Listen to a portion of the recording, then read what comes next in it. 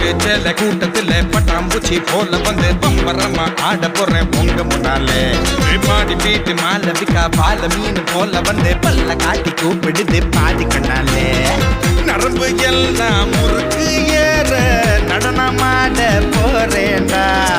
மல்லு பேட்டி மாப்பிள்ள பொய்யா மச்சாங்கூட ஆடேண்டா குடிச்சு ஆடு விடிஞ்ச பின்ன குடிச்சு பாடு